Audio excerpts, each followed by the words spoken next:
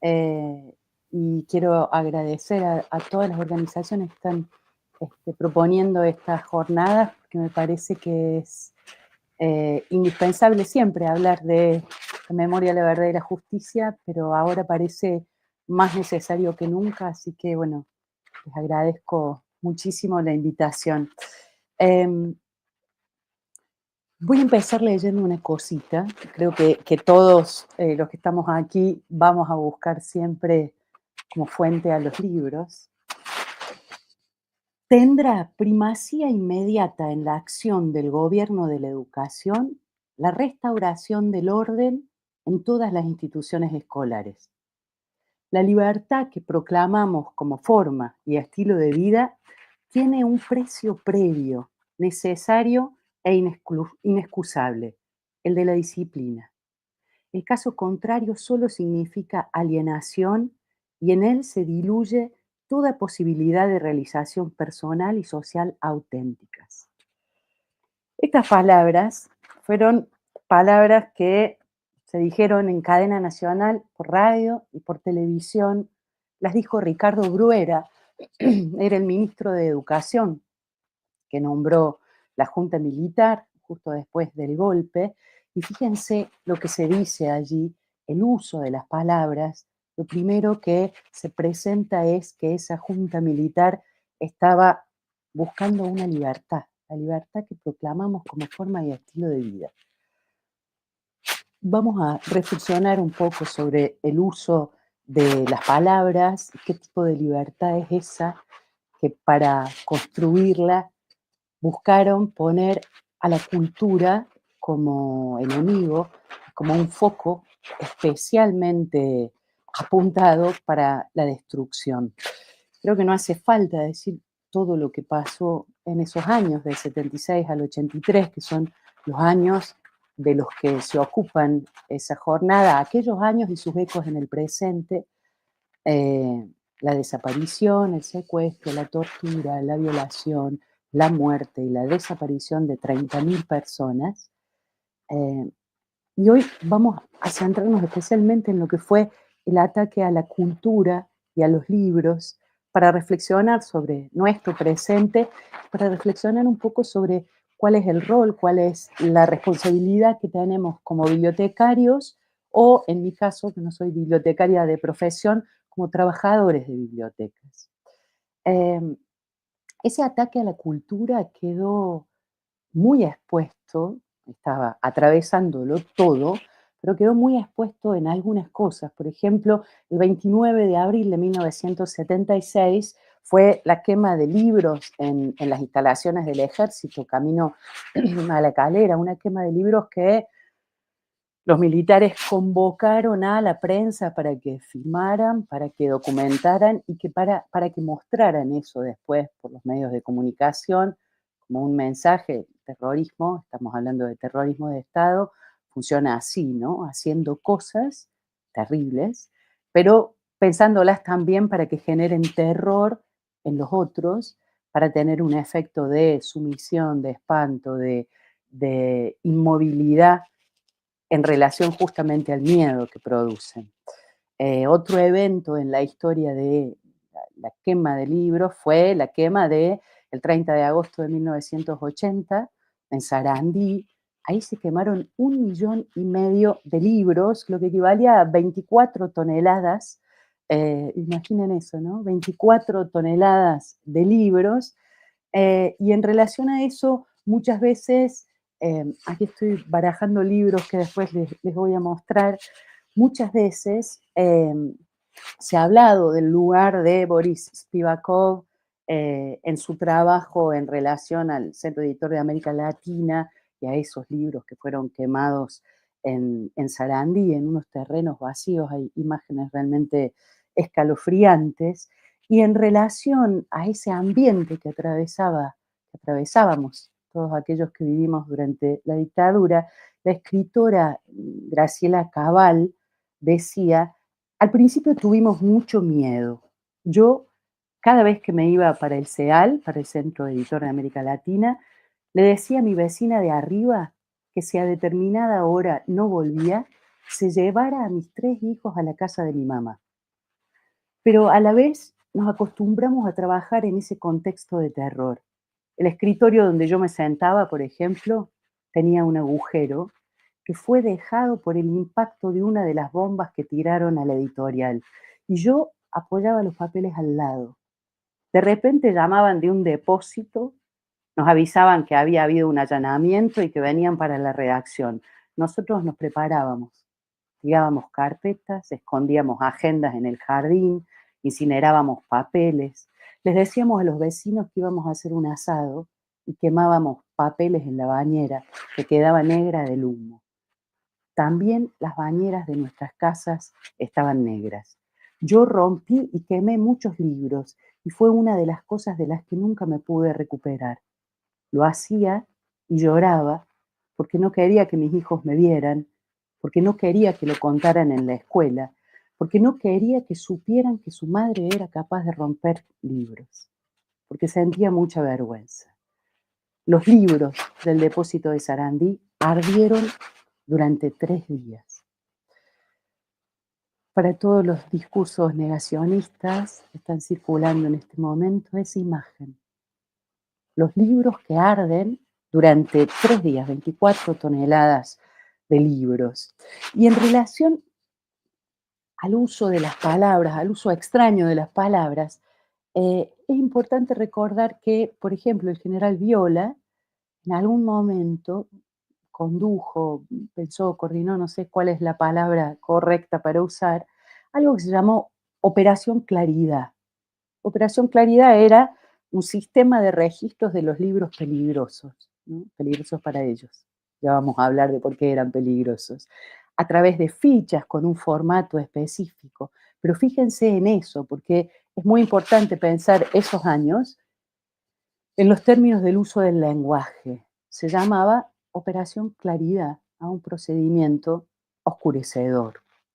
La censura que hubo en nuestra biblioteca no, perdón, nuestra Universidad Nacional, en las bibliotecas de nuestra Universidad Nacional, un sello fatídico, ¿no? Que se ponía en la cubierta de los libros y que decía, se retiró de circulación por resolución 455/76.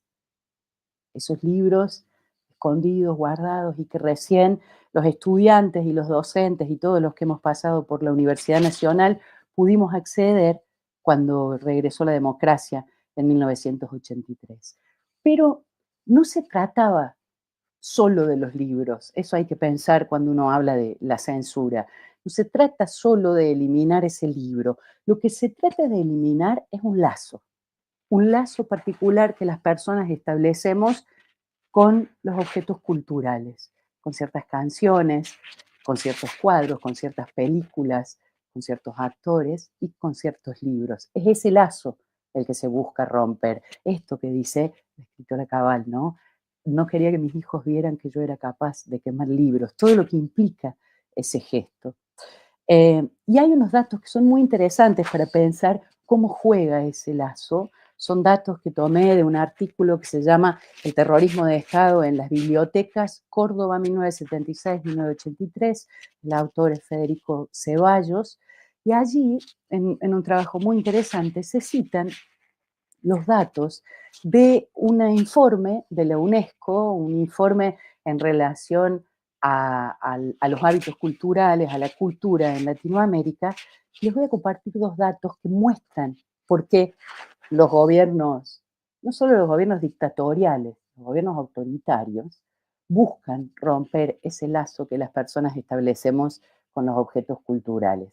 En este informe de la UNESCO señala que en 1974 la cantidad de libros leídos por habitante es siempre un número un poco tramposo, ¿no? Porque hay muchos habitantes que no pueden leer, quizás porque son muy jóvenes y no están alfabetizados, quizás porque no están alfabetizados, no importa la edad que tenga, o quizás porque tienen alguna problemática que les impide leer, pero se construye ese número así, se toma la cantidad de habitantes y se ve cuántos libros lee cada habitante por año. En 1974, en Argentina, esa cifra era 3,4.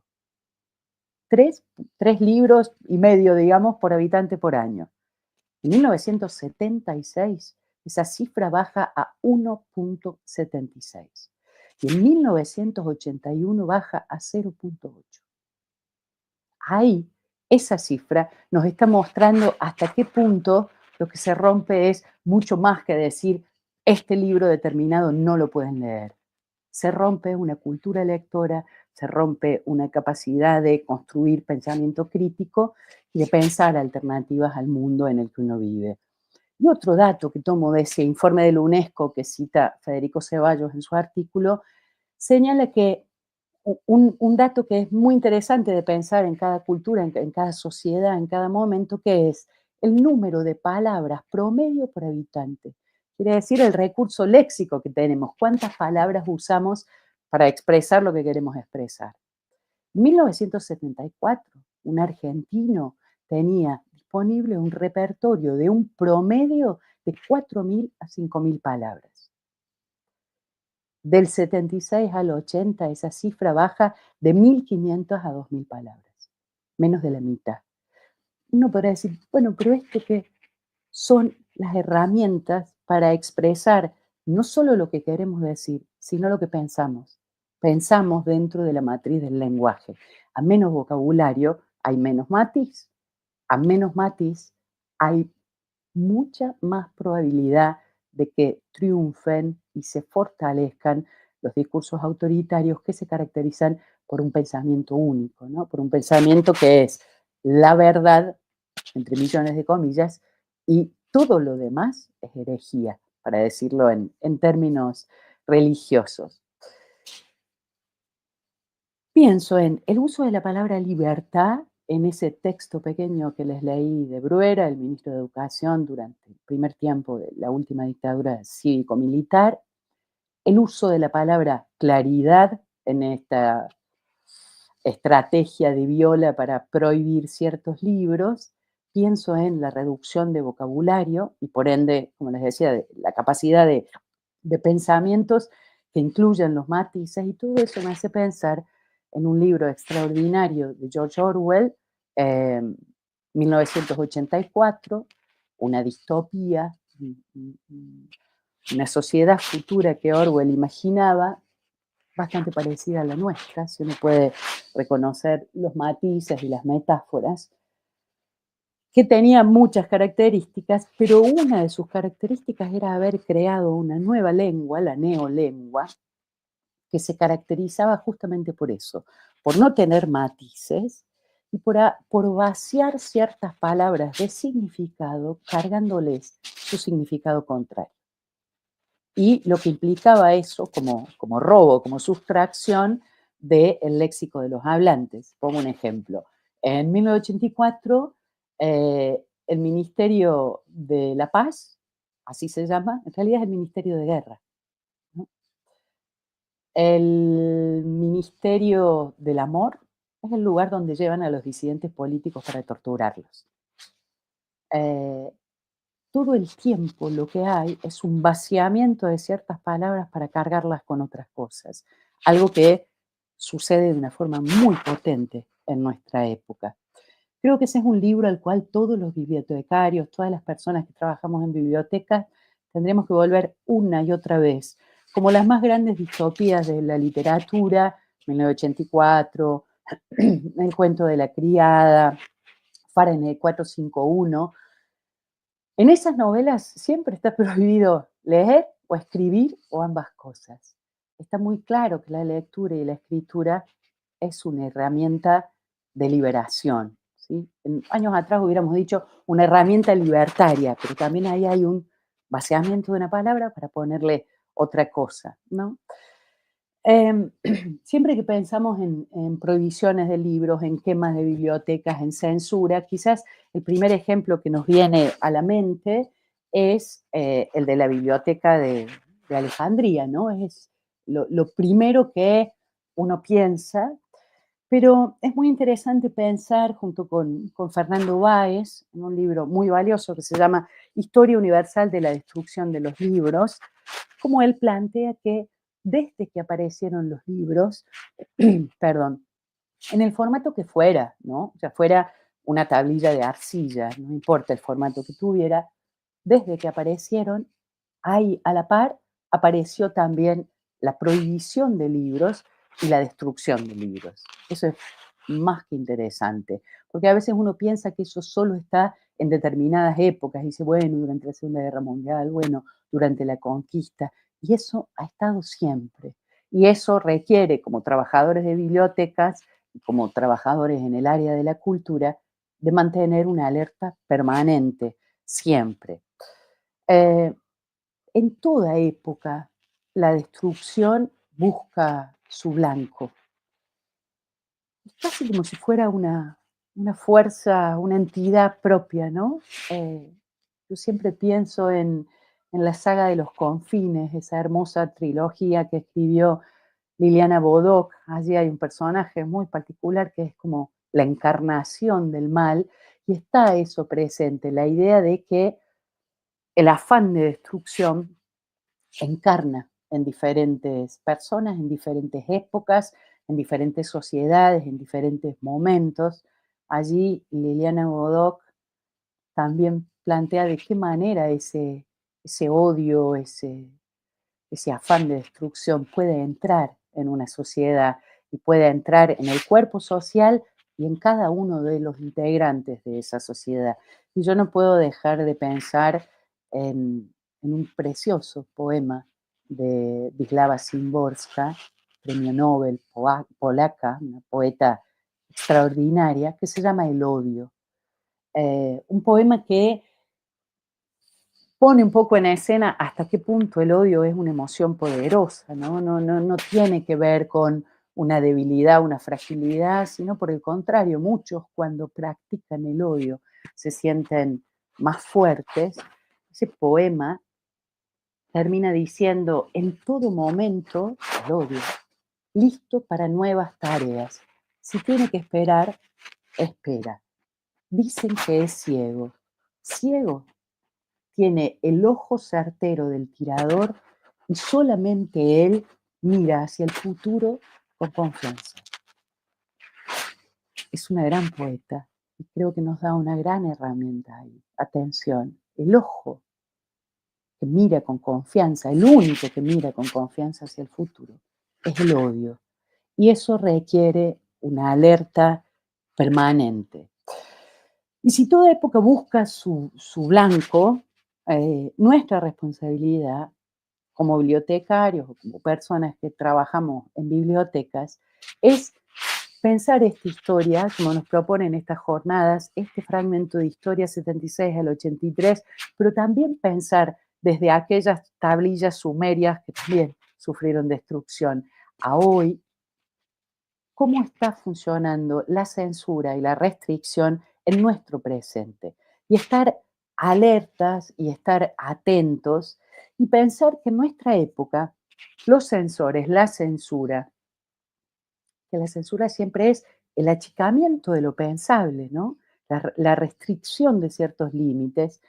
Hoy son múltiples esas fuentes de censura. No se trata solo de, por ejemplo, en determinados países, determinados gobiernos con su población, sino que son censuras transnacionales que funcionan a muchos niveles y que funcionan también con la colaboración entusiasta de personas comunes, vamos a decir, personas comunes como ustedes o como yo, que colaboran con ese clima de odio y de persecución. Estoy pensando, para poner un ejemplo, en los Estados Unidos, que es un país que hoy muchos toman como, bueno, hoy y hace bastante tiempo, en nuestra región se toma como modelo de país. En los Estados Unidos hay una problemática muy fuerte de prohibición, retiro, digamos, pero funciona como prohibición, de títulos de las bibliotecas escolares y de las escuelas. ¿Cómo funciona ese dispositivo? Basta que un padre o una madre diga, yo no quiero que ese libro esté en la escuela o en la biblioteca, y ese libro es automáticamente retirado. En 2024, estoy citando una nota muy interesante que escribió el periodista Daniel Gijena, en 2024 se triplicó la cantidad de libros prohibidos en escuelas y bibliotecas escolares en los Estados Unidos. Pasaron de 3.000 libros a 10.000 libros. Es interesante preguntarse qué hay en esos libros, por qué a algunas personas les molestan. Bueno, les voy a dar un dato para empezar. De ese universo de libros prohibidos, estos 10.046 libros de 2024, el 44% de los libros estaban protagonizados por personas negras y el 39% estaban protagonizados por personas que corresponden o pertenecen a la comunidad LGBTQ+. Ahí ya tenemos un dato. Borrar ciertas identidades de las historias a las que pueden acceder eh, los más jóvenes. ¿Pero qué hay en ese listado? Y dirán, bueno, ¿pero qué libros prohibieron? Los libros de Stephen King, los libros de Toni Morrison, primera premio Nobel negra, que casualmente habla de la esclavitud, y algunos padres consideran que eso puede impresionar a sus niños y que además ya eso no es un problema en los Estados Unidos, dicen estos padres, ¿no? Ya vemos que con este porcentaje de libros prohibidos en los que los protagonistas son negros, ese problema lo sabemos todos, es uno de los problemas más graves de los Estados Unidos, el racismo y la segregación.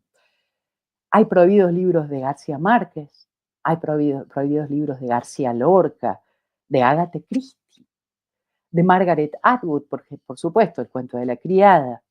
Eh, y uno dice, bueno, esas personas comunes, ¿cómo están colaborando con ese clima de odio? De manera tal que la censura no siempre venga de arriba, sino que venga de nuestros pares, para pensar también cómo podemos hacer para, para trabajar con el miedo que tienen. La censura siempre viene del miedo, ¿no?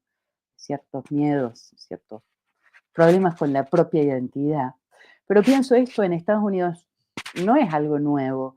En el libro de Fernando Báez, que les mencionaba recién, cuenta, por ejemplo, que en abril de 1976, un grupo de fanáticos, personas comunes, pero fanáticos, quemó en la ciudad de Córdoba El Principito de Antoine Saint-Exupéry porque lo consideraban contrario a los valores tradicionales. Personas que eligieron en un lugar público, quemar ejemplares de ese libro, porque iba en contra de lo que ellos creían, como si no hubiera espacio para todas las creencias. Eh, los libros son una vía de acceso al legado que dejan nuestros padres y que han dejado nuestros antepasados. Es una forma de inscribirnos en la historia de nuestra especie. Lo que yo estoy viviendo, lo que ustedes están viviendo, las cosas de nuestras vidas, enamorarse, tener un hijo, perder un amor, envejecer, eh, tristezas, alegrías, nervios, pesares, todo lo que tiene que ver con la vida, a veces uno tiene la sensación de que solo a uno le pasa. Los libros son una hermosa manera de saber que eso que estamos viviendo nosotros, lo vivieron mucho antes nuestros antepasados y lo están viviendo nuestros pares. Y eso nos permite inscribirnos, ser parte de algo, reconocernos parte de algo. Como bibliotecarios o como personas que trabajamos en bibliotecas, tenemos un privilegio muy grande porque tenemos un lugar muy privilegiado en esa transmisión de un legado, en esa posibilidad de sentirse parte de una red. Y en ese sentido, me parece que es muy importante asomarnos a ver qué se hizo, qué hicieron en otras épocas y en otras geografías aquellas personas que defendieron los libros y las lecturas en tiempos en todos los tiempos, pero especialmente en tiempos difíciles para eso, en tiempos en que los gobiernos, las sociedades no querían el pensamiento crítico ni el pensamiento con matices, la convivencia de diferentes maneras de ver el mundo y proponían o proponen la eliminación del diferente, la eliminación por razones políticas, ideológicas, de género, raciales, religiosas. Siempre hay alguna razón para que el odio encarne, siempre encuentren alguna razón. Entonces, como trabajadores de bibliotecas, pensar qué hicieron las personas durante la conquista en nuestro territorio, en nuestro continente. conquista que arrasó con todo el legado que tenían los pueblos originarios, que destruyó principalmente y que trató de aplastar la cultura, las lenguas. ¿Qué se hizo durante la Inquisición? Cuando la Iglesia Católica determinaba el único tipo de vida posible y todo aquel que se alejara de eso era quemado en la hoguera, literalmente. ¿Y qué hicieron durante la dictadura? ¿Qué se hizo durante la dictadura? ¿Qué hicieron nuestros colegas, los bibliotecarios? ¿Qué hicieron los docentes? Por ejemplo, todos los docentes que se aprendieron de memoria La planta de Bartolo, de Laura de Betach, un cuento dentro de un libro prohibido, La Torre de Cubos, un libro que implicó muchísimo, el libro no, la prohibición y la persecución, muchísimo dolor a su autora y a sus editores que tuvieron que exiliarse en Venezuela. Y las maestras y los maestros se aprendían el cuento de memoria, hacían copias en mimeógrafos, las repartían, les cambiaban un pequeño detalle, pero lo seguían contando. Y tratar también de aprender de la práctica de los lectores, que son nuestros grandes maestros, como bibliotecarios, como trabajadores de bibliotecas.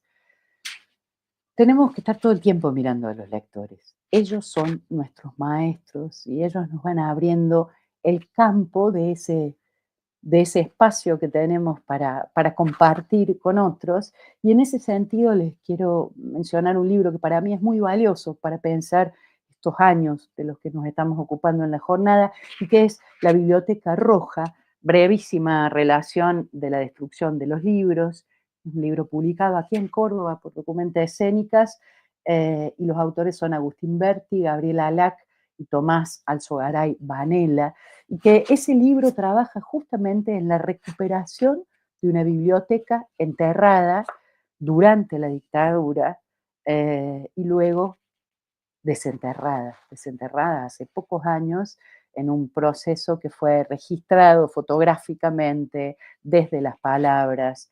Es un libro extraordinario porque permite pensar muchas cosas, no solo de esa época, sino particularmente de cómo en cada época tenemos que pensar estrategias de supervivencia, pero no de una supervivencia cualquiera, o sea, me tengo que mantener con vida cueste lo que cueste, sino de una cierta supervivencia que le dé lugar a la belleza y que le dé lugar al arte, a los libros, a la literatura, que no son como nos quieren hacer creer, bueno, cosas menores, hay otras cosas más importantes y más urgentes. No, si ustedes piensan, por ejemplo, en la Segunda Guerra Mundial, eh, cuando la gente, por ejemplo, que vivía en Gran Bretaña, había un bombardeo, sonaban las alarmas y las personas se tenían que esconder en los refugios, y en esos refugios encerrados entre desconocidos, sin saber cuándo iban a poder salir, sin saber si cuando salieran su casa iba a estar en pie, siempre había alguien que tocaba un violín o una armónica, alguien que contaba un cuento, alguien que cantaba una canción, y eso los mantenía vivos. No solo esconderse en el refugio, no solo compartir la comida, sino mantener vivo algo que tiene que ver con ser humano, con lo que implica ser humanos. Leer es un acto de rebeldía siempre, siempre, porque implica aceptar que el orden actual, el orden que nos rodea, no es el orden natural de las cosas. Es un orden determinado en el que quizás nacimos, en el que quizás crecimos, pero que hay otras formas de ordenar el mundo e incluso que hay otros mundos posibles. Eso nos dice los libros en general y la literatura en particular. Cuidado, todo podría ser de otra manera. Si todo podría ser de otra manera, uno tiene una libertad real, ¿no? No hablo de esa libertad de yo hago lo que quiero y que el otro reviente. Hablo de una libertad real, de tener opciones y poder elegir libremente entre esas opciones, pero también nos permite esto de sentirnos parte de algo, el no poder pensarnos individualmente. La idea del individualismo es una construcción totalmente antinatural Eso no existe, veamos qué pasaría con uno de nosotros en absoluto aislamiento, pero ese lugar de la lectura que nos permite pensar otros mundos posibles y así nos trae libertad y al mismo tiempo responsabilidad, porque estamos co-creando el mundo todo el tiempo, con cada gesto que tenemos, con cada palabra que decimos. Uno a veces dice, bueno, el que decide las cosas es el que está en el poder. No, los que decidimos las cosas somos los que hacemos cosas cotidianamente si colaboramos con el odio o colaboramos con otro tipo de fuerzas. Pero nosotros como trabajadores de biblioteca somos como los cuidadores de un jardín. Y un jardín en el cual nada va a florecer, nada va a brotar, si no estamos muy atentos todo el tiempo a cuidar ese jardín y a cuidar que esos límites crezcan cada día, que sean cada vez más amplios. Y a estar atentos también a otra marca de nuestra época, y es que las censuras, porque hay que hablar así en plural, por esto que decía, ¿no? De Estados Unidos, padres que denuncian libros que se sacan de las bibliotecas, un lenguaje que se va achicando, un pensamiento que se va achicando y que solo piensa en dicotomías, es blanco o es negro. Eso no es así. En el mundo real eh, no hay blanco y negro, hay un gradiente enorme. La idea del blanco y el negro como polos opuestos está en nuestra cabeza, en la naturaleza es tan opuesto el blanco y el negro como el rojo y el verde. Son todas formas de explicarnos la realidad, pero no se trata de la realidad en sí. Pero decía, no se trata solamente de una censura del silencio. Yo prohíbo este libro o acoto los caminos para que una persona llegue a ese libro, que si no hay libros en las bibliotecas, solo podemos acceder a los libros aquellos que podemos ir a una librería y comprarlos, ¿no? Hay muchas formas de acotar el acceso a los libros, sino que también hay dos fuerzas muy impresionantes que están jugando todo el tiempo en nuestro presente. Uno es la tergiversación, el retorcimiento del lenguaje, ¿no? Que esto, el vaciamiento de palabras para ponerle otra carga, pero además las fake news, una cosa que tiene que ver con deformar la realidad para implantar una manera determinada de ver el mundo, y la otra, que nos atraviesa todo el tiempo, es lo contrario del silencio, es el aturdimiento. Hay una técnica de guerra, está en los manuales de guerra psicológica, de todos los países que aplican ese tipo de guerra, que consiste en inundar el espacio sonoro del otro. Si yo inundo el espacio sonoro del otro, no lo dejo pensar. Piensen ustedes, ¿vieron esas personas que taca, taca, taca, taca, taca, taca, taca? Y bueno, un momento decís, no, porque es que se calle, porque no puedo pensar.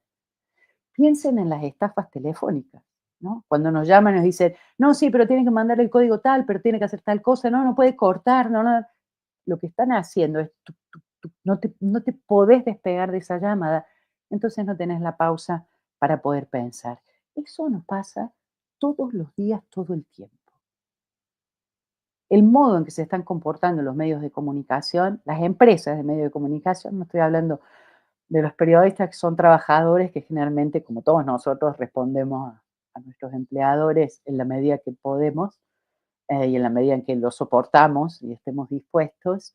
Pero si ustedes piensan en los medios de comunicación, es taca, taca, todo el tiempo, sobre lo mismo, machacando, machacando, repitiendo. Si ustedes piensan en las publicidades, también es machacar, repetir, machacar, repetir. Si ustedes piensan en las redes o si ven Google y empiezan a aparecer avisos, cosas, pam, pum, pam. No tengo tiempo de decir, me voy a comprar una zapatilla que me aparecen 500 zapatillas en las redes. Los reels, la gente que oye los reels de TikTok o de Instagram con el volumen abierto.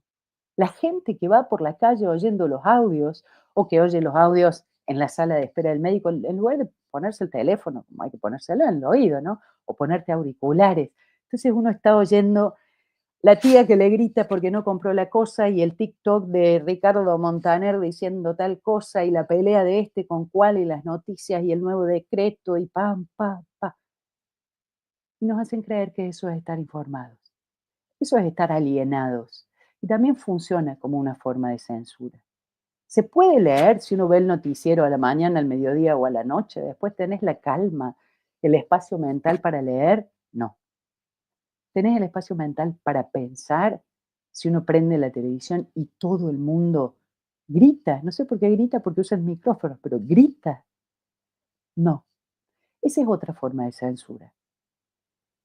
Están, barra, estamos, porque nos lo hacemos unos a otros cada vez que le jorobamos la vida al otro con el celular a todo volumen, ocupando el espacio sonoro del otro y no lo dejamos pensar. Atención, porque ahí todos estamos colaborando con esa especie de censura, porque lo que hace es achicar el campo de lo perceptible. Cada vez podemos percibir menos y después nos sorprendemos, ¿cómo fue que pasó esto? ¿Cómo llegamos acá? No estábamos atentos, no estábamos prestando atención a eso. El legado, dice Simone Weil, una filósofa francesa que a mí me gusta muchísimo, eh, dice que la atención es una especie de, una forma de oración, ¿no? Ella lo dice en términos espirituales, pero dice que ese mandato de amar al prójimo como a sí mismo, en realidad podría expresarse así: encontrarse con cada uno, con nuestro prójimo, y ser capaz de preguntarle cuál es tu tormento, que es una manera hermosa de preguntar qué te pasa, cómo estás, y escuchar lo que dice y escucharlo sin juzgar. Eh, esa capacidad de prestar atención nos la están quitando. Nos la estamos quitando porque colaboramos con eso. Prestarle atención a algo, al jardín, a un perrito, a un amigo, a un desconocido, a un programa de televisión, si nos gusta ver la televisión, pero prestar atención.